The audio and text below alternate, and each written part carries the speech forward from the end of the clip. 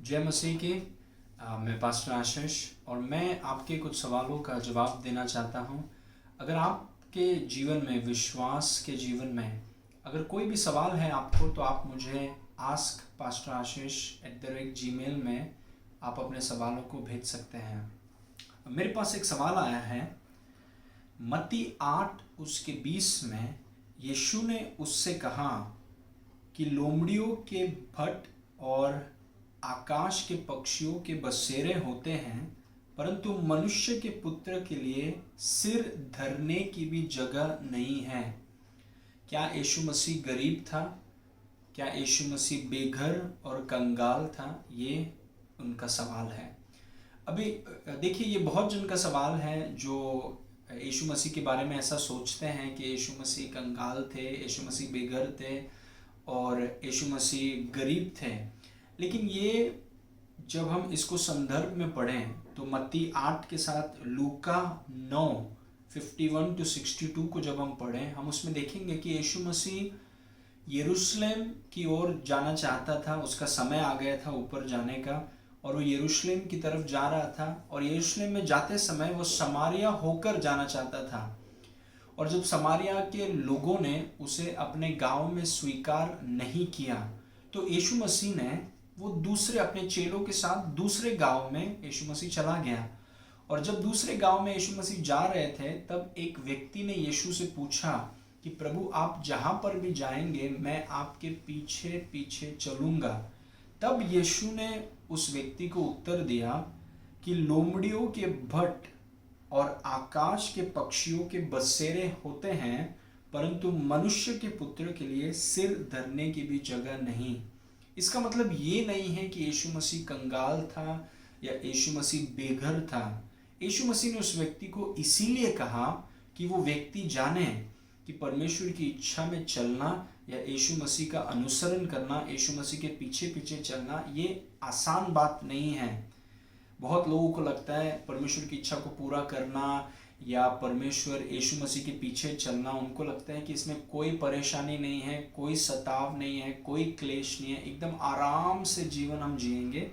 और यीशु मसीह ने कहा ऐसा नहीं है, क्योंकि परमेश्वर की इच्छा पूरी करने में सताव होता है, क्लेश होता है, उपद्रव होते हैं, चैलेंजेस होते हैं। इसीलिए यीशु मसीह ने उससे पूछा कि क्या तुम सच में कमिटेड हो? क्या तुम दाम को, कीमत को चुकाओगे कि जब तुम्हारे खिलाफ सताव आएगा, क्लेश आएगा, उपद्रव आएगा, तब तुम फिर भी खड़े रहोगे? क्या फिर भी तुम मेरा अनुसरण करोगे? क्या तुम सच में कमिटेड हो? वही यीशु मसीह ने उस व्यक्ति से पूछा, उस व्यक्ति को बताया। अभी YouTube में मैंने आर्क चैनल में, इसी चैनल में मैंने एक टीचिंग दिया है जिसका नाम है क्या विश्वासियों को दुख सहना चाहिए। और उस टीचिंग में, और आप ज़रूर देखिए उस टीचिंग को, उस टीचिंग में मैंने बताया है कि विश्वासियों को कौन सा दुख सहना चाहिए और कौन सा दुख नहीं सहना चाहिए, उस विषय में मैंने बात किया है। आप उस चीज़ को सुनिए, आप बहुत आशीष पाएंगे। तो यीशु मसीह कंगाल नहीं था, यीशु मसीह बेघर नहीं था। यीशु मसीह ने कमिटमेंट के बारे में, यीशु मसीह का अनुसरण करने में जो कीमत, जो दाम, जो बलिदान लगता है, उसके विषय में कहा। क्योंकि इस संसार का ईश्वर शैतान है, बहुत से अविश्वासी लोग हैं दुनिया में और कई विश्वासी तो बच्चे हैं जिनके कारण क्लेश होता है, सताव होता है, उपद्रव होता है। क्या इन सब के बीच में, और परिस्थितियां कभी ऐसी हो जाती हैं, क्या इनके बीच में आप फिर भी खड़े रहकर मेरा अनुसरण या मेरा पीछा करेंगे? फिर भी आप परमेश्वर की इच्छा को पूरा करेंगे कि नहीं करेंगे? वही सवाल है। तो यीशु गरीब नहीं था। कुछ उदाहरण, कुछ पॉइंट्स मैं आपको देना चाहता हूं और मैं विश्वास करता हूं कि आप इस चीज को देखेंगे।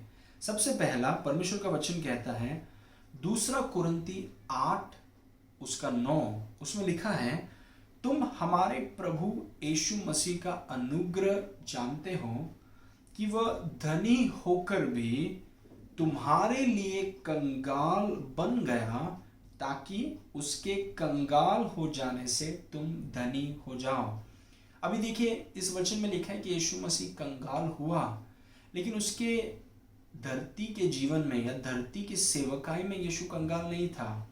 वो जब क्रूस में यीशु मसीह ने हमारी जगह ली, क्रूस में यीशु मसीह कंगाल हुए। क्रूस में वो हमारे सब्स्टिट्यूट थे, हमारे पापों को, और पाप के कारण जो परिणाम आता है, बीमारी, रोग, गरीबी, श्राप, इन परिणामों को यीशु मसीह ने अपने ऊपर लिया। Praise God. वो परमेश्वर से अलग हो गए, उनके वस्त्र तक को छीन लिया गया। वो एक कंगाल व्यक्ति के समान, क्योंकि उन्होंने हमारी जगह लिया। वो क्रूस में वो कंगाल हुए, लेकिन धरती में, सेवकाई में, जीवन में वो कंगाल व्यक्ति नहीं थे। दूसरा कारण, यीशु मसीह परमेश्वर की इच्छा में थे हमेशा। यीशु मसीह हमेशा परमेश्वर की इच्छा में थे। अब देखिए, जब एक व्यक्ति परमेश्वर की इच्छा में रहता है या परमेश्वर की योजनाओं को पूरा करता है, परमेश्वर उस व्यक्ति की जरूरतों को पूरा करेगा। परमेश्वर उस व्यक्ति को सुरक्षा में रखेगा। जैसे यीशु मसीह का जन्म जब हुआ, और जब यीशु मसीह का जन्म हुआ, जन्म होते ही कुछ ज्योतिषी या जो कुछ राजा हैं, उन्होंने भेंट लेकर कर यीशु के पास चढ़ाया, और वो सोना था और गंधरस था और लोबान था, और वो छोटी मात्रा में नहीं था, वो काफ़ी ज़्यादा था जो उन्होंने यीशु मसीह के पास चढ़ाया। बोलने का मतलब है कि परमेश्वर की इच्छा में, जब आप परमेश्वर की इच्छा में हैं, परमेश्वर की योजना में हैं, तो परमेश्वर आपकी ज़रूरतों को बहुतायत से पूरा करेगा। यीशु मसीह ने कहा कि पक्षियों को देखो, वह न तो बटोरते हैं, न काटते हैं, न बोते हैं, फिर भी तुम्हारा स्वर्गीय पिता उनको भोजन देता है। उन्होंने कहा जंगली शोषणों को देखो, सुलेमान राजा से बेहतर उन्हें वस्त्र पहनाया जाता है। मतलब परमेश्वर, जो परमेश्वर की इच्छा में है, परमेश्वर उनकी देखभाल करता है, परमेश्वर उनको सुरक्षा में रखता है। Praise God. यीशु मसीह के जीवन में हम देखते हैं, जब उनको यरूशलेम जाने के लिए गधे की जरूरत थी, अलौकिक रीति से उनको गधा मिल गया। जब वो रेगिस्तान में थे 5 रोटी 2 मछली के साथ, तो अलौकिक रीति से वो फलवंत हुआ और बहुतों ने खाना खाया। जब उन्हें टैक्स भरना था, तो अलौकिक रीति से मछली के मुंह से पैसा मिला ताकि वो अपने टैक्स को भर सकें। अभी देखिए, अलौकिक तरीके से प्रभु ने प्रबंध किया। और मुझे ये भी याद है कि जब यीशु मसीह ने अपने चेलों को सुसमाचार करने के लिए भेजा, तब यीशु ने चेलों से कहा कि जब तुम सुसमाचार सुनाने के लिए जाओ, तो सोना मत लो, तांबा मत लो, रुपए मत लो, झोली भी मत लो, एक्स्ट्रा कपड़ा भी मत लो, चप्पल भी मत लो, और लाठी भी मत लो, और जाके सुसमाचार सुनाओ। और जब वो सुसमाचार सुनाकर वापस आए, तब यीशु ने उनसे पूछा कि जब मैंने तुम्हें बिना सोने के, बिना झोली के भेजा, क्या तुम्हें किसी भी बात की घटी हुई? तो उन्होंने कहा, प्रभु हमें किसी भी बात की घटी नहीं हुई, क्योंकि जहाँ पर प्रभु भेजता है वहाँ पर प्रभु प्रयोजन करता है। Praise God. तीसरा चीज, यीशु मसीह ने कभी भी अपने आप को कंगाल या गरीब नहीं देखा। बहुत लोग यीशु को गरीब और कंगाल देखते हैं, लेकिन यीशु मसीह ने अपने आप को कभी भी गरीब और कंगाल नहीं देखा।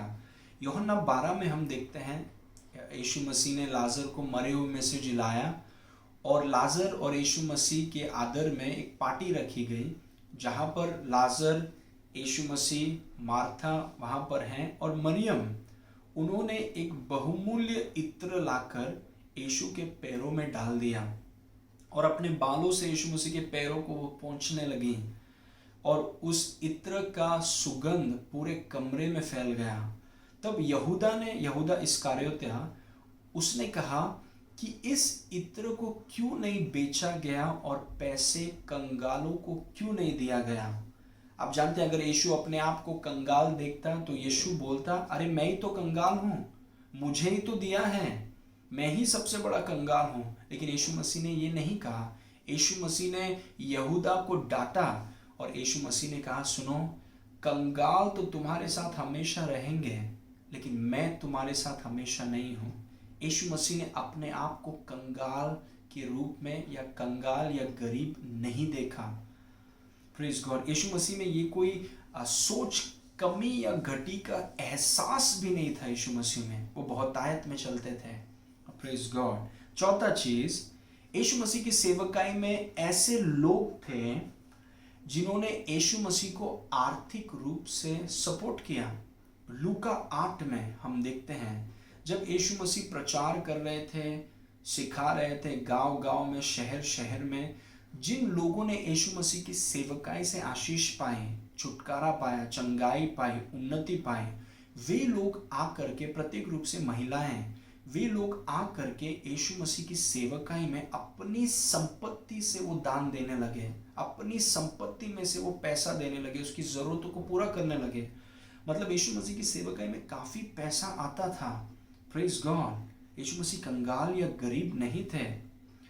पांचवा चीज, यीशु मसीह ने यहूदा इस्करियोत्या, एक चेले को पैसे का थैली संभालने के लिए रखा था। मतलब ट्रेजरर था। यीशु मसीह की सेवकाई में एक ट्रेजरर था जिसका नाम था यहूदा, जूडस। और अगर आप सोचिए, अगर सेवकाई में पैसा आता ही नहीं है, कुछ है ही नहीं, अगर कंगाल है, तो थैला रखने की क्या जरूरत है, और थैले को संभालने वाले की रखने की क्या जरूरत है। इसका मतलब है थैला इसीलिए रखा गया, संभालने वाला इसीलिए रखा गया क्योंकि सेवकाई में बहुत पैसा आया करता था और उसमें से यहूदा चुराता भी, फिर भी सेवकाई अच्छे से चलते रहता। काफी बहुतायत था यीशु मसीह की सेवकाई में। और छठवां चीज, जो आखिरी चीज है, वो ये है कि यीशु मसीह एक दशवांश देने वाले व्यक्ति थे, एक देने वाले व्यक्ति थे। Praise God. हम वचन में देखते हैं मत्ती 23:23 में यीशु मसीह ने फरीसियों और शास्त्रियों से कहा कि सुनो, तुम पुदीने और जीरे का दशवांश देते हो और ये अच्छी बात है, लेकिन व्यवस्था की जो गंभीर बातें हैं, जो है दया, प्रेम में चलना, न्याय दिखाना, इन गंभीर बातों को तुमने छोड़ दिया है और तुम पुदीने और जीरा का तुम दशवांश देते हो। तो यीशु ने उनसे कहा, सुनो, तुम व्यवस्था के गंभीर बातों को भी रखो, मतलब तुम दया करो, प्रेम में चलो, विश्वास में चलो, लेकिन साथ में तुम दशवांश भी दो, दोनों को संभालो। अगर यीशु किसी को बोल रहा है दशवांश देना चाहिए, तो हम जानते हैं कि यीशु पाखंडी नहीं, यीशु जो बोलता है वो खुद करता है। यीशु मसीह दशवांश देने वाला व्यक्ति था। और हम ये भी जानते हैं यूहन्ना 13 में जब यीशु मसीह ने चेलों के पैर को धोया और प्रभु बोझ लिया, तब यीशु मसीह ने सबके सामने कहा कि तुम में से एक जन मुझे धोखा देगा, मुझे पकड़वाएगा। तो सब चेले सोचने लगे कि ये कौन है। तब यूहन्ना ने यीशु से पूछा कि प्रभु कौन है। यीशु मसीह ने कहा, जिसे मैं ये रोटी का टुकड़ा डुबोकर दूंगा वो व्यक्ति है। तो यीशु मसीह ने उसे डुबोकर यहूदा को दिया और यहूदा से कहा, जो तू करना चाहता है वो तुरंत कर। और आप जानते हैं, और फिर यहूदा निकल गया। तो दूसरे चेले जो दूर बैठे थे, उन्होंने सोचा कि यहूदा इसीलिए गया है क्योंकि उसके पास पैसे का थैला था और यीशु मसीह ने उसे कहा होगा कि पर्व के लिए, फीस्ट के लिए कुछ खरीद लो या कंगालों को कुछ दे दो पैसा। अभी आप सोच के देखिए, कितनी बार यीशु मसीह ने सबके सामने यहूदा को कहा होगा कि कंगालों को जाके दे दो, कंगालों को जाके दे दो। तभी चेलों ने यह सोचा होगा कि पक्का यीशु ने कंगालों को कुछ देने के लिए उसे भेजा है। अगर यीशु मसीह इतना देने वाला व्यक्ति था, दशवांश देने वाला व्यक्ति था, देने वाला व्यक्ति था, एक देने वाला व्यक्ति कंगाल कैसे हो सकता है? असंभव। पौलुस ने कहा, जो थोड़ा बोता है वो थोड़ा काटेगा, जो ज्यादा बोता है वो ज्यादा काटेगा। यीशु मसीह ने कहा, दो तो तुम्हें दिया जाएगा, दबा दबा कर, हिला हिला कर तुम्हारे गोद में डाल दिया जाएगा। एक दशवांश देने वाला व्यक्ति, परमेश्वर का वचन है कि उसके लिए स्वर्ग खुल जाएगा और बहुतायत उसके जीवन में रहेगा। Praise God. यीशु मसीह गरीब नहीं था। और दूसरा चीज, क्या यीशु मसीह बेघर था? हम जानते हैं वचन से कि यीशु मसीह बेघर नहीं था। मत्ती 4:13 में लिखा है कि यीशु मसीह नाजरत को छोड़कर कफरनहूम में झील के किनारे जाकर रहने लगा। हम जानते हैं कि यीशु मसीह का जन्म बैतलहम में हुआ, फिर वो नाजरत, फिर वो मिस्र देश में गए और मिस्र देश से वो नाजरत में आए और 30 साल तक वो नाजरत में थे। 30 साल के बाद, बपतिस्मा के बाद, वो कफरनहूम जो झील के किनारे हैं वहां पर जाकर रहने लगे। Praise God. कफरनहूम में उनका खुद का घर था वो पत्रोस का घर नहीं था, वो मत्ती का घर नहीं था, वो यीशु का घर था। मत्ती 13:1 में लिखा है, उसी दिन यीशु घर से निकलकर झील के किनारे जा बैठा। मरकुस 2:1 में लिखा है, कई दिन के बाद वह फिर कफरनहूम में आया और सुना गया कि वो घर में है। यूहन्ना 1:38 और 39 में लिखा है कि दो जन जब यीशु के पीछे चल रहे थे तो यीशु ने घूमकर उनसे पूछा कि तुम किसे ढूंढ रहे हो? तो उन्होंने कहा कि रबी, आप कहाँ पर रहते हैं? यीशु मसीह ने कहा, आओ और देखो। और वचन में लिखा है कि वो दोनों चेलों ने यीशु मसीह के घर को देखा और वो दिन वो वहीं पर रहे। यीशु मसीह का खुद का घर था। प्रेज गॉड, झील के किनारे, आप सोच के देखिए। और आखिरी चीज, जब यीशु मसीह क्रूस में थे, सिपाहियों ने उनके कपड़े को 4 भाग किया और आपस में बांट दिया, लेकिन उनका अंदर का जो कुर्ता था, वचन में लिखा है कि सिपाहियों ने उन्हें फाड़ा नहीं, उन्हें काटा नहीं, क्योंकि वो बिना सिलाई के ऊपर से लेके नीचे तक एक कपड़े में बुना हुआ था। ओके, और इसीलिए सिपाहियों ने कहा कि हम इसे फाड़ेंगे नहीं, हम चिट्ठी डालेंगे और जिसके पास चिट्ठी गिरेगा उस व्यक्ति को ये कपड़ा मिल जाएगा। ये हमें क्या बताता है? ये चीज बताता है कि यीशु मसीह महायाजक तो हैं लेकिन हमें ये भी चीज बताता है कि यीशु मसीह जो कपड़ा पहनते थे वो बहुत बहुमूल्य था, वो कीमती था। प्रेज गॉड, इसीलिए उन्होंने कहा कि हम इस कपड़े को फाड़ेंगे नहीं, हम चिट्ठी डालेंगे ताकि जिसके पास ये चिट्ठी मिले उसके पास ये कपड़ा, ये कुर्ता जाएगा। अभी क्या मैं आपको बताना चाहता हूँ, ध्यान से सुनिए। देखिए, यीशु मसीह का खुद का घर था झील के किनारे। यीशु मसीह की सेवकाई में बहुत पैसा आया करता था और यीशु मसीह की सेवकाई अच्छी चल रही थी, काफ़ी पैसा आ रहा था और यीशु मसीह कंगाल नहीं थे। लेकिन ये सब के बीच में यीशु मसीह महंगे कपड़े को वो पहन रहे थे, लेकिन ये सब के बीच में उनका घमंड पैसों पर, घर पर या कपड़ों पर नहीं था। उनका अभिमान या उनका मूल्य इन चीज़ों पर नहीं था, क्योंकि ये तो अस्थायी चीज़ें हैं, टेम्पररी हैं, ये सब को आप लेकर नहीं जाएंगे स्वर्ग में। उनका घमंड, उनका अभिमान, उनका मूल्य उनके पिता पर था। उनका मूल्य उस काम पर था जो पिता ने उन्हें करने के लिए भेजा था। हालेलुया। तो आर्थिक क्षेत्र में उन्नति पाना या घर होना या अच्छे कपड़े पहनना, इससे परेशानी नहीं है, लेकिन हम ये सब चीज़ों से, अस्थायी चीज़ों से, टेम्पररी चीज़ों से हमें एकदम जुड़ ना जाए। हमारा अभिमान इन चीज़ों में नहीं, हमारा मूल्य इन चीज़ों में नहीं, हमारा घमंड इन चीज़ों में नहीं है। हमारा घमंड यीशु में है। हमारा घमंड उस काम को पूरा करने में है जो यीशु ने हमें करने के लिए भेजा है। इसलिए मैं आपको प्रोत्साहन करूंगा कि अपने आँखों को आप यीशु पर रखिए, अपने आँखों को उस काम पर रखिए जो यीशु ने आपको दिया है।